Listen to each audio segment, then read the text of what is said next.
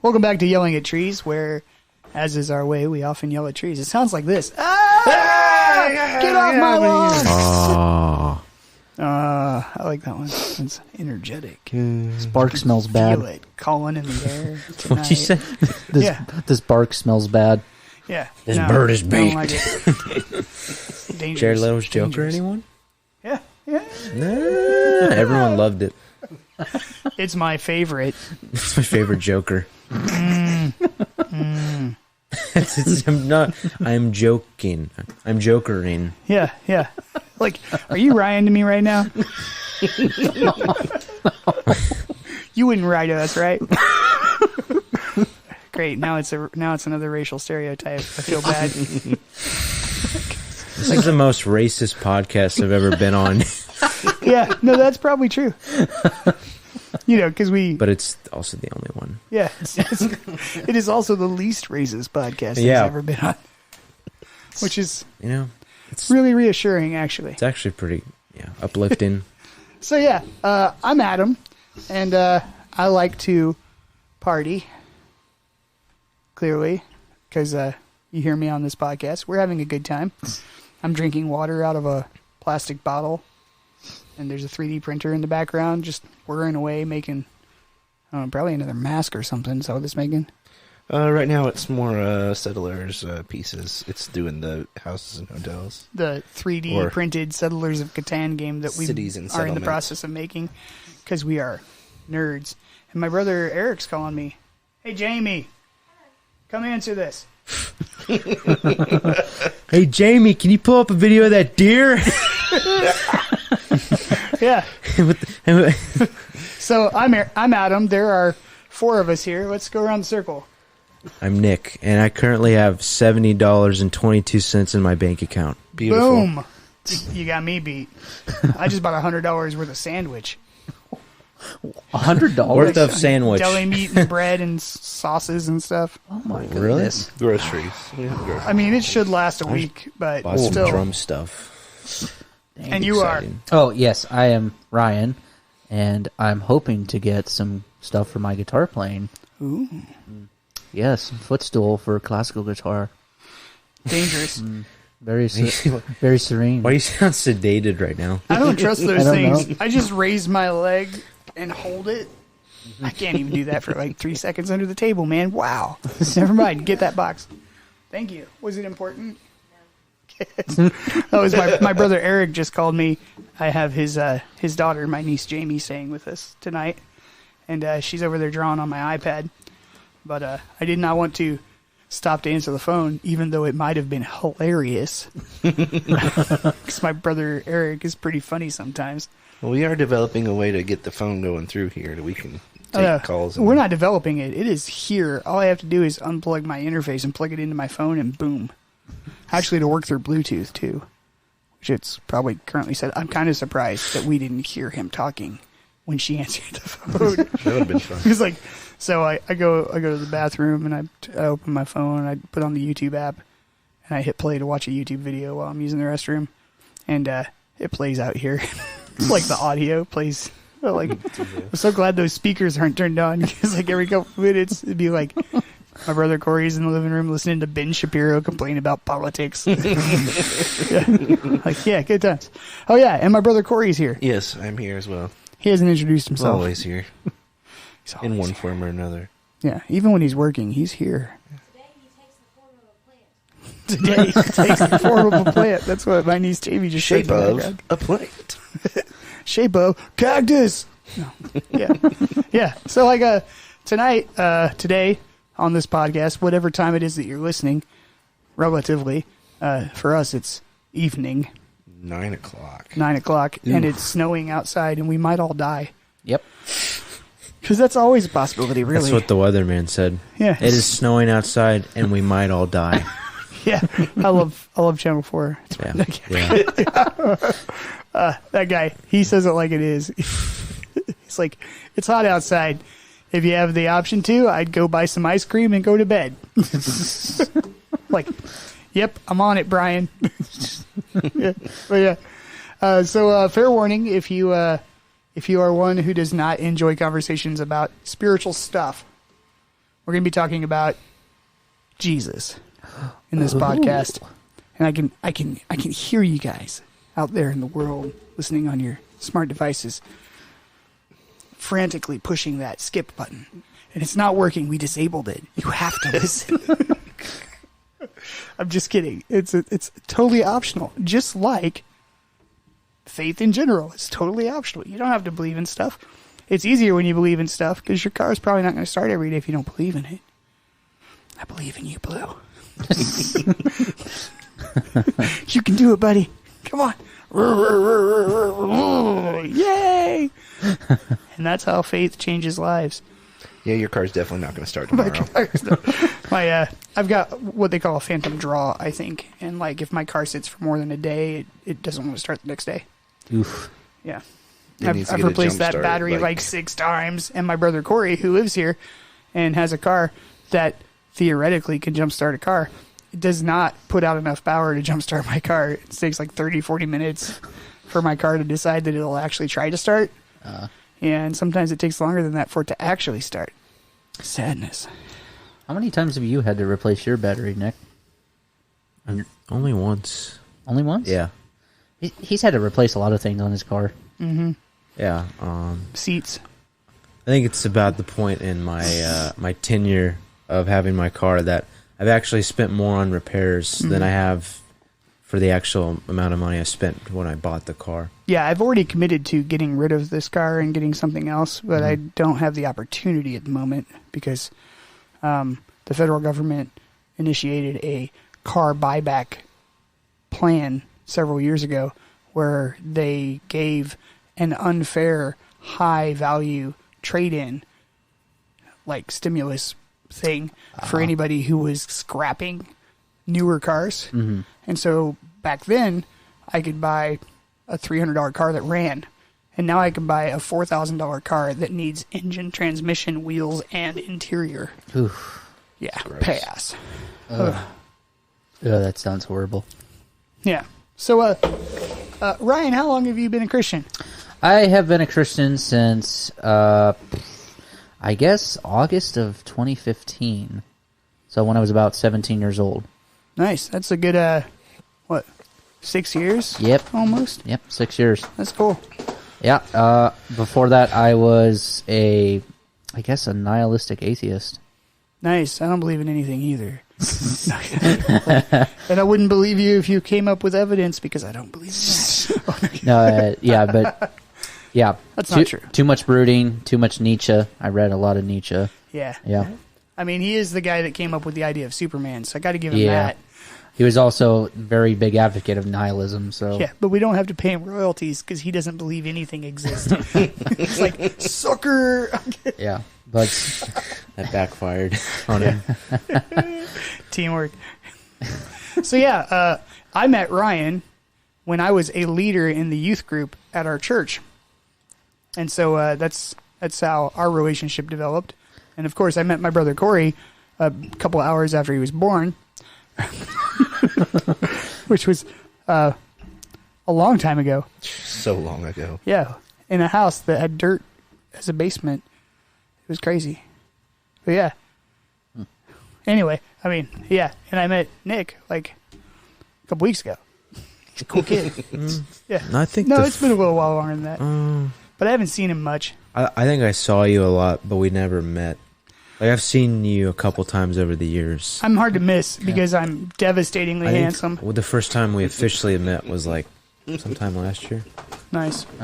Yeah. Like during a church thing, probably. I think I met you, Nick, at some point in my life, right? Yeah. I think I met you like in a hospital. You were in a tray. No, we met in a nightclub in Bangkok. You don't remember that? No. Yeah. It was a Tuesday. Yeah, Yeah. you were like a baby, and I was 3 years old, and Yeah. we were in a place we weren't supposed to be. Yeah. Yeah, I was like a baby, and I was around people who were making babies. And you were like, bro, where the white women at? Yeah, Because there are not a lot of them in Bangkok. No. and then we all fell down. Yeah, Boom. Yeah. Boom, boom, boom. yeah, that's how that went. Yeah. So, Nick, do you follow a certain creed or anything? I mean, I don't mean the movie series with the boxer in it, or the video game about the assassins. no, like I kind of have trouble. I guess in the technical sense, I am a Christian, but personally, I have trouble labeling myself as a Christian because I kind of associate that with like, you're only a Christian if you're trusting God and living for God, even though you go through seasons. But that's only for myself. If anyone else says I get that. I don't care. That's a pretty common description of being a Christian. You know, because I could be like, okay, I believe in Jesus, and like, oh, I want to follow him, but if I'm not actually following him and trusting him, am I really a Christian? That's for myself, though. Yeah. Okay, no, I get that. I would say I am one, but my stupid little brain has trouble letting me say that I am. So here's yes, a question. I am. Here's like maybe a metaphor, a Yeah. question, a thought. If I am on a hike with Ryan, and Ryan knows where we're going, and I'm with Ryan, I'm following Ryan, and then at some point I decide that the birds over there in that tree are pretty cool. I wander over, and I'm checking out those birds, and I wander around for a while, a long time really, and I realize that I am like deep in the wilderness. I have no idea where Ryan went. Am I not following Ryan? Or am I following Ryan and I got distracted? So that's a great question. Like Yeah. an interesting way of thinking about it. Because like in that case, if that is the case, that I'm following Ryan, even though I don't know where Ryan is right now, I'm probably still trusting that he realized that I wandered off and he's looking for me. You know, even though I'm panicking because I might die, you know, in the wilderness, there's bears, whatever. but but at that point, has my relationship with Ryan changed because my orientation has changed? Like, because I'm wandering a different direction? Or is that relationship a relationship that initiated and is persistent even when I'm wandering around? So same thing to be said. Like, if am I still a follower of Jesus? Yeah. If I'm not actively following him right now, And I know that yeah. Christians they're just not always on point. They just aren't. No, Oh, yeah, we none suck. of them. No one is. No. no Christian is. No. And I get that. Right. The rough thing about being a Christian is that you still got the situation of being human, and humans suck. Yep. Like, no matter what. I mean, like, if we worked every day, all day, at being better people, we'd still be broken people that suck. Yeah. And put ourselves first regularly. Yeah, this philosophy that as humans we try to follow and be a better person. Before I was a Christian, that's what I believed for a long time, but the problem was I kept slipping up and messing up so much. So obviously the way I was thinking and living was not working. Right. You know, so there had to be something missing there. Right. And the big hurdle for people that are Christians and don't really understand some of what they believe, and for people that aren't Christians when it comes to Christianity, is the idea of hypocrisy. Yeah. So hypocrisy is where you basically say that you're a thing, and then you don't act as if you're that thing. Yep. And so that is a thing that if I were to say I am pro-life, and then I open an abortion clinic, that's hypocrisy, right? Yep. But that is a willful hypocrisy after stating the thing that I am. That may be a little different, maybe.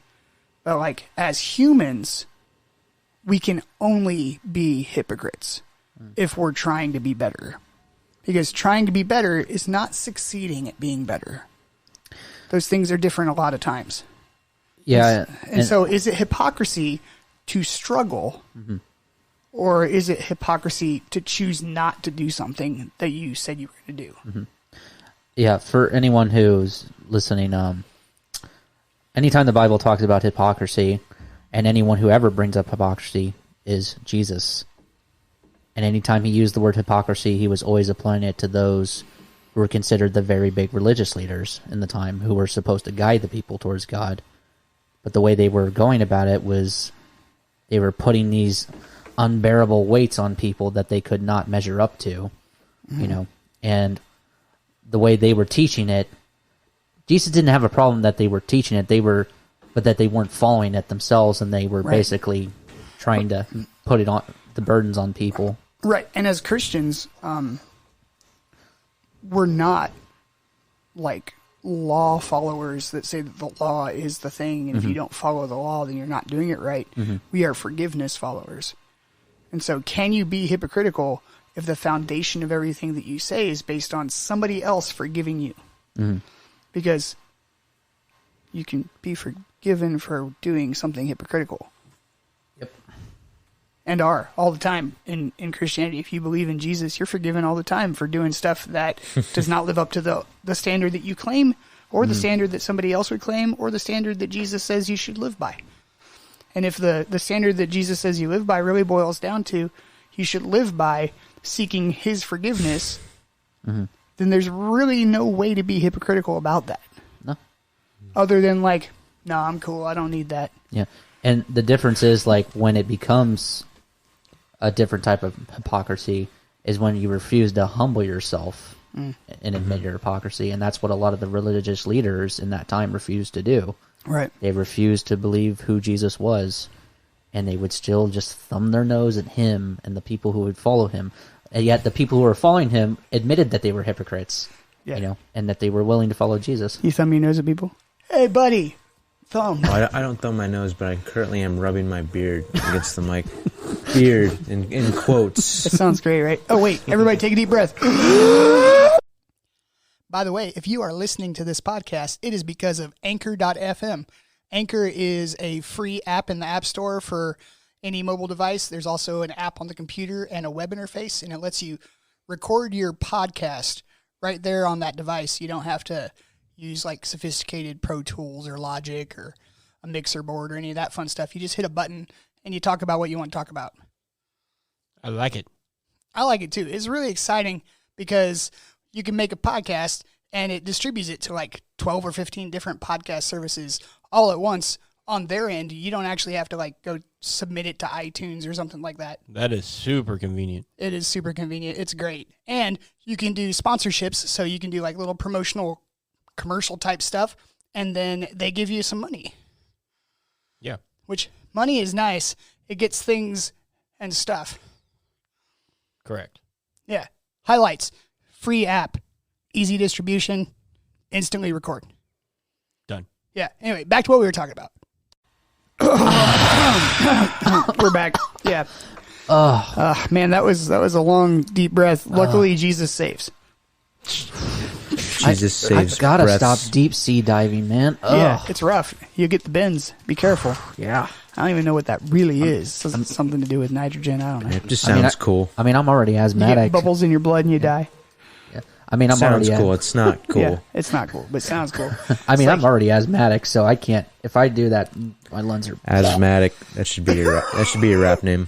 Asthmatic. I think people would probably perceive that a different way. I've been all day being here. That's a part of the beat. The beat is.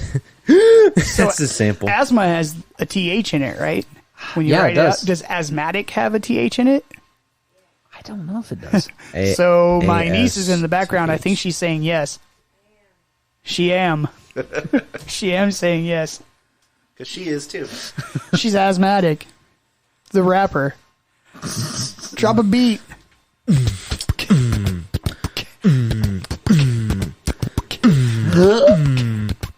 I can't breathe.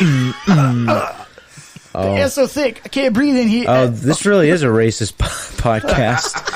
Because of asthma? Now we're mocking. Because of asthma? He probably doesn't get it. I don't. We think- get it. Wait, what? I don't get it either. You don't get it? No. What? I can't breathe. The guy got choked. Oh, no. That was an asthma Michael reference. Floyd. Not a That was- dude being strangled by police. George Floyd. No. Yeah, No. The other guy. All of those guys. There's Barber. like 10 of them. The guy got choked out. Said, "I can't breathe." Brandon. It's happened to like 8 or 9 people in the last 2 years. It's really bad that I can't. I don't It know. was in Baltimore. Yeah, George Floyd was the big one that got No, but everybody this upset. was 2014. 2014. Eric Yeah, Barber. it's happened a couple of times. Oh, Eric Gardner. Gardner. Eric Gardner. Yeah, he was not gardening at the time. No, he It's was, not just a clever name. He was. Ow. I'm not going to take this any further. Yeah. Let's talk about things and stuff.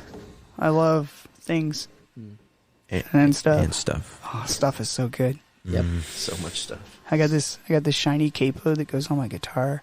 I keep it in a little silk bag in my laptop bag, so that it like doesn't get scratched up. Because I want it to stay You shiny. just moaned. I don't even use it on my guitar very often, like once every like 2 or 3 months or something. The rest of the time, I've got this bright orange capo that people can't steal because I've never ever seen another bright orange capo. And if I see somebody with a bright orange capo on their guitar, I'm like, give it back. You took my capo.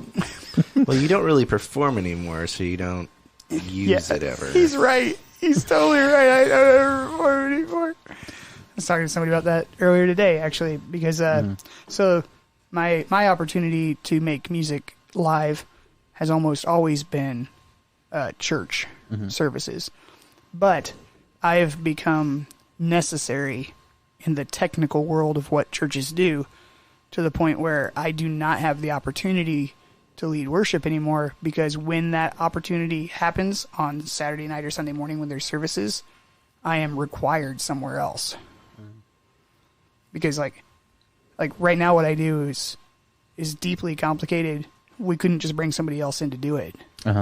Like, I have to do it because I'm the only person that knows how it all works and like is any way familiar with the system we have.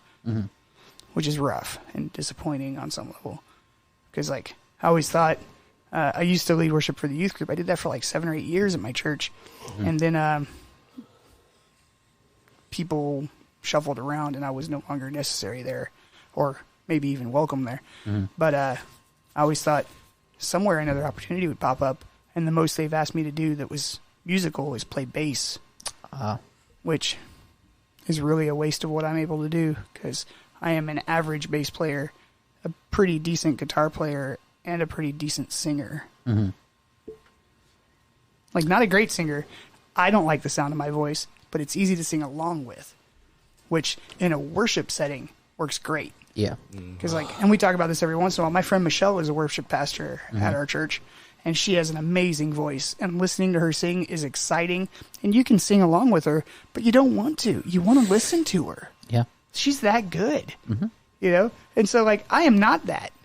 When I lead worship, people are doing their thing, and I'm just, like, helping a little. Like, when she leads worship, people are like, oh, man, wow. Did you hear that? Oh, my gosh. I remember when you did play in the youth group, you know. It wasn't that long ago. Yeah, and it was quite different from what I experienced, you know, from worship music, you know, and just how casual you were, like, as a person, but also just how really distinct you were as a musician. Yeah. Stood out to me. I definitely have, like, a different kind of sound. Yeah. Like, a lot of that, I think, comes from being a David Crowder fan. I love the what's the word I'm looking for? So, like, what he does is energetic and really relaxed at the same time. And it's a hard mark to hit. Yeah. Because, like, when you put a lot of energy into stuff, you tend to stretch, like, yourself vocally or yourself, like, on what you can do on an instrument fast with an upbeat tempo or whatever. But I had figured out through years and years and years of playing punk music how to do that kind of energy, like, with, like, half the exertion. Because there's tricks to it that you figure out on some point. But that's not a genre of music that people get excited about. Like, lazy punk music has never been an exciting genre for people. You know? Like, yeah, play me some of that acoustic Green Day. Like, yeah. Wanna be an American idiot. Yeah, no, that's not exciting. Nobody wants to hear that. Well, I mean, Time of Your Life was a pretty big song. It was, but that was that band not doing their style of music.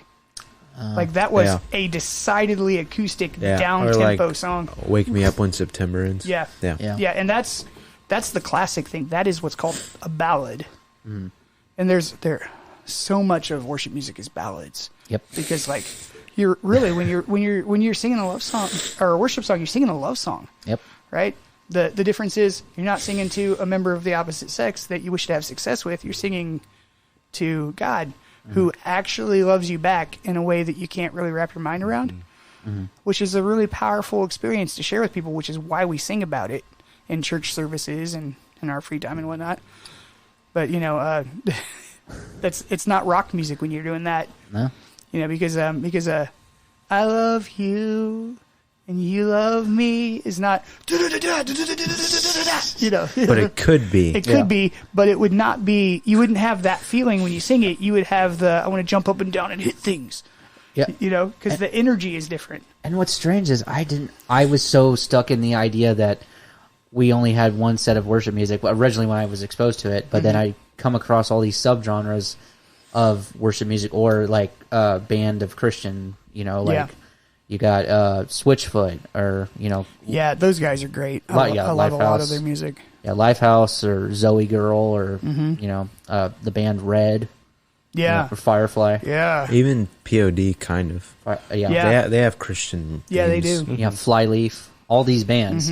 And Skillet. they have this same message, I yet love they all Skillet. have this different approach to the music and what they're doing. And it really works really well, you know. But they're doing it in a way that I think God gave them the gift that they could do it in the way that they can produce it, you know. Right. Well, and like full circle to like what we were talking about in a previous podcast, like in the 90s, Christian music was alternative music. Yeah. Like there was still church music, which I would put in a completely different category. Hymns. But like bands like Skillet that were playing punk music, bands like Third Day that was kind of a more folky but still upbeat, energetic stuff. Like their first two albums were rock albums. They weren't like what they have now. And bands like DC Talk that ended up becoming the three big bands in the Christian world today. Yep. Audio Adrenaline, Toby Mac, and Newsboys. Yep. And even then, in the last 10 years, those guys have been in more bands than that. Yep. You know, but like the crazy thing is that when you hear Jesus Freak, it is a decidedly lyrically Christian song. Yeah. Musically, it does not sound different than Matchbox 20. Nope. Yep. You know, I mean, it's like other than having like some rap element to it, like it's got the same energy, the same kind of vibe, and the same kind of stylistic movements as like the big popular songs in the 90s. Also, they were just really musically varied as a band. Right. If I remember, you know, Yeah, every they were song over was. they have a song that's a flamenco tune. Yeah, and that every song was different in the way they wrote it, but the context of it was always looking to God in what they were writing. Right. One of my guilty pleasures of an 80s Christian metal band, and Nick probably doesn't care for this, Stryper. Striper. Yeah, Striper. You hit that word really hard. Striper. But, yeah. That's because they probably played at like monster truck shows. Sunday, Striper. That was pretty good. Yeah. They wear the yellow and black warning signs. Yeah.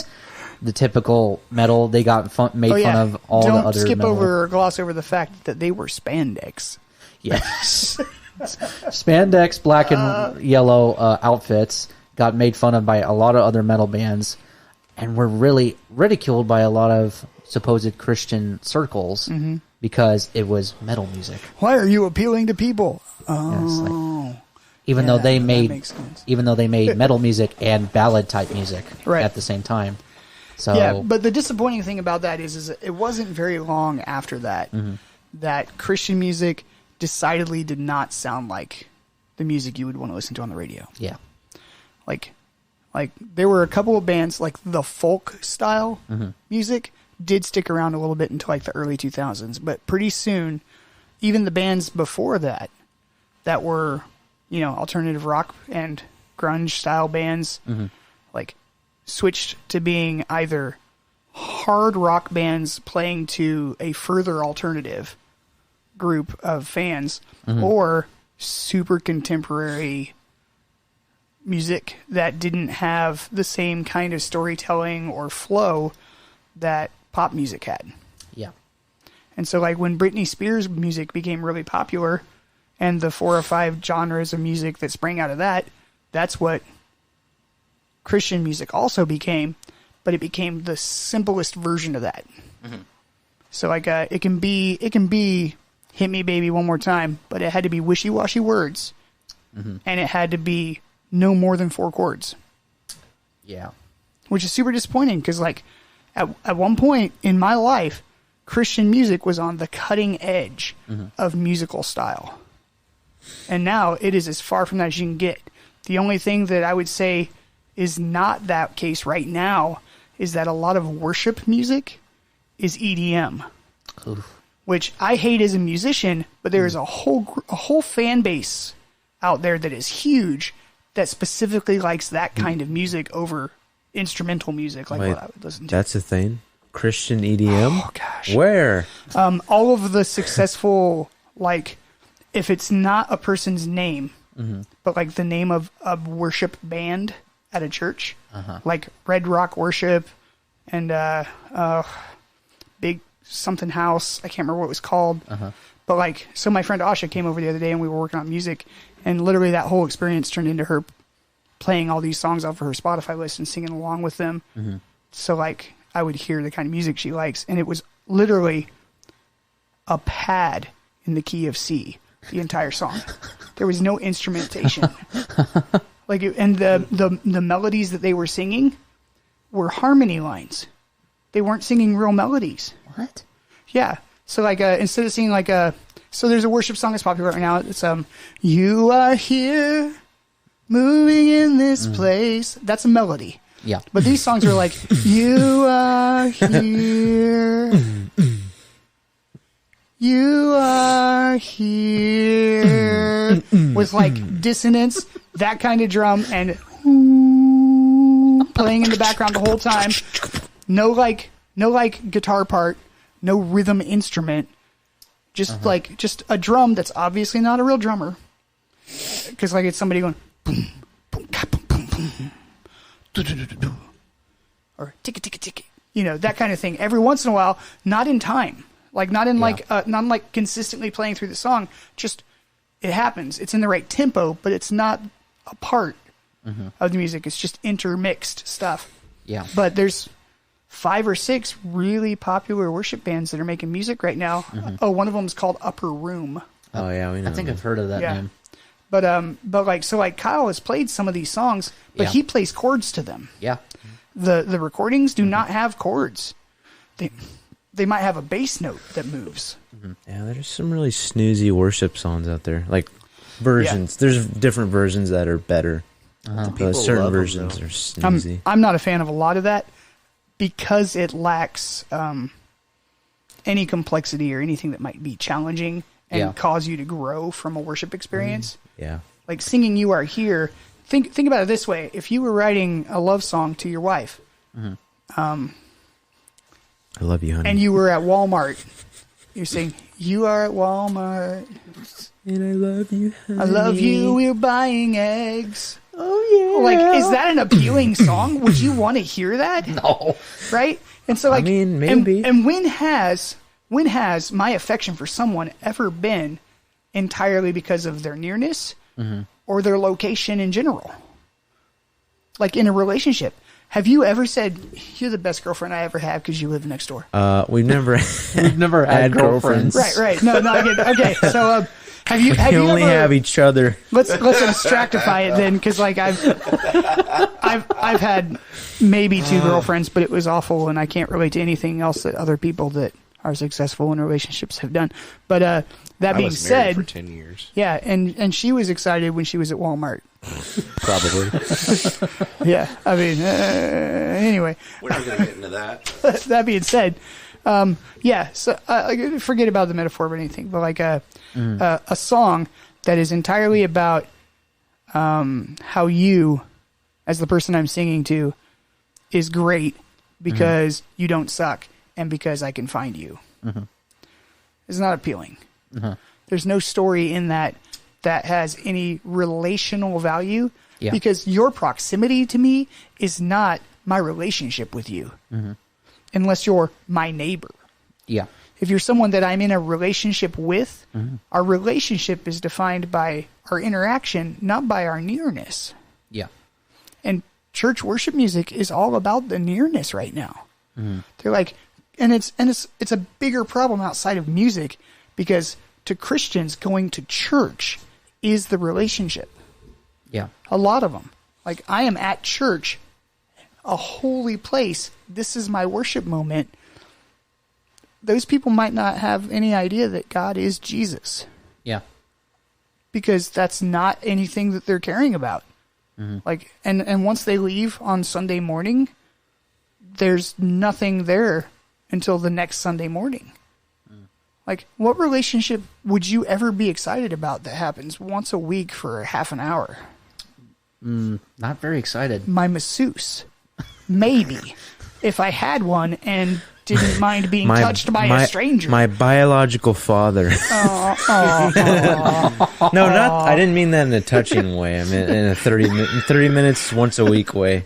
You're like, the person that visits me during my incarceration, that might be on the list. Yeah. You have 30 minutes. Yeah, he visits No me at touching. Walmart when I'm getting eggs. Let's write a song Nice, about it. I nice. want 30 pages on my desk And see, Monday. Oh, that, gosh. that was my experience originally when I first came to the church, because I was a rock guy. And I never heard the idea of worship music being used in a rock setting. That was Right. alien to me. I grew up in a hymnal church. Right. And you hearing Flyleaf sing an emotional song Yeah. about that girl's relationship with God to a rock rhythm and kind of yelling part of it Yeah. is super cool. And you're like, oh my God, things that I love can be worship? Yeah. What? I was told that it can't be worship unless it's in B flat and an old lady's playing it on the piano and it has words that I don't understand in it, like hallelujah and substantiation. Like, and then I find there are hymns that are still just as great at telling the story as they always have been, and then there are hymns that obviously should never have been added Yeah. to that collection of songs that don't mean anything to anybody. It's just a bunch of random words, Yeah. right?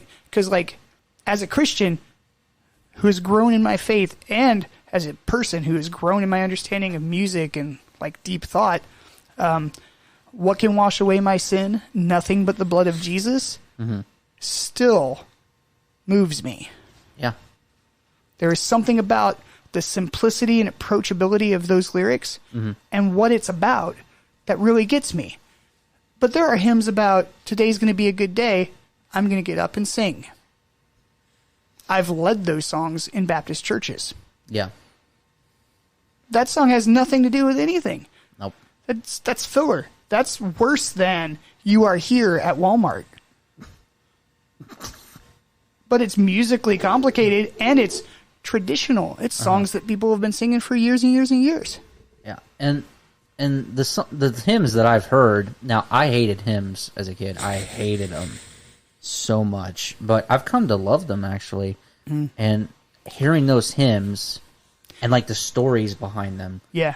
is so surprising. Yeah, Like where like, they were coming from. Like It Is Well Yeah. is a cool song, and the background behind that song, it's tragic, but it's moving. Yeah. But then there's songs like Rise and shine and give God the glory, glory, children of the Lord. Classic.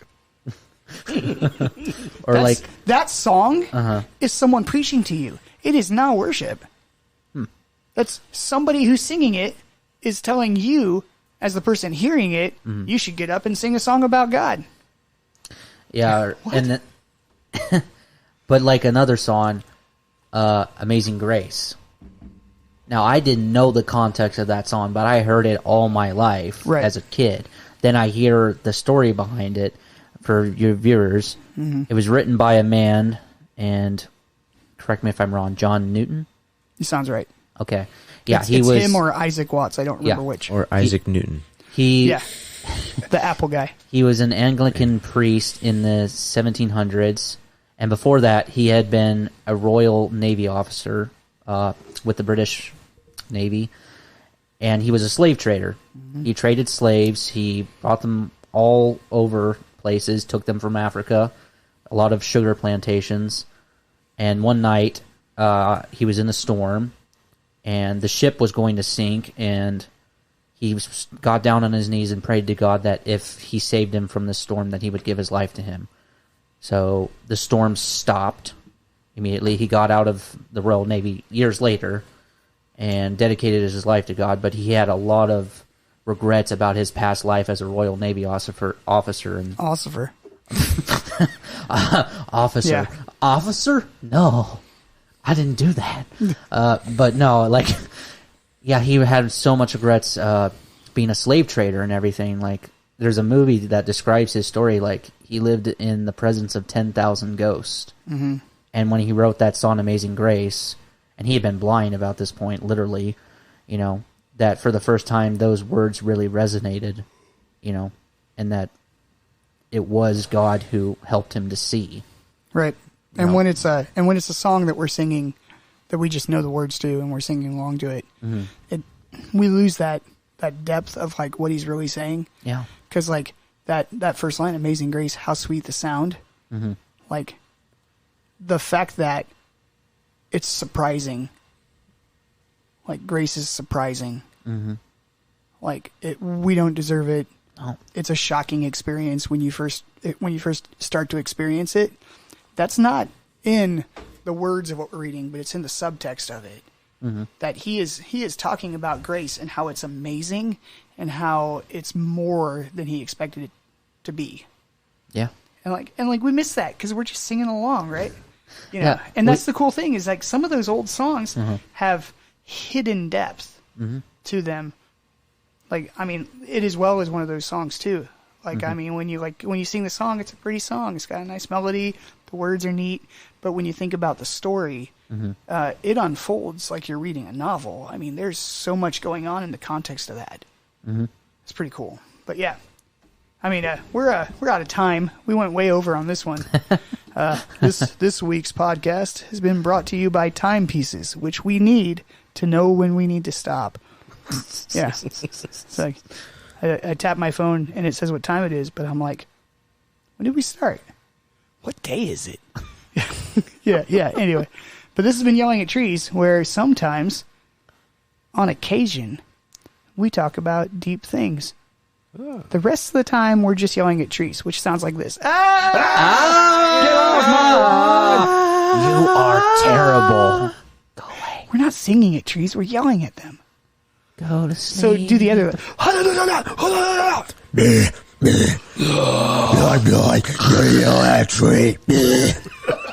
Exactly.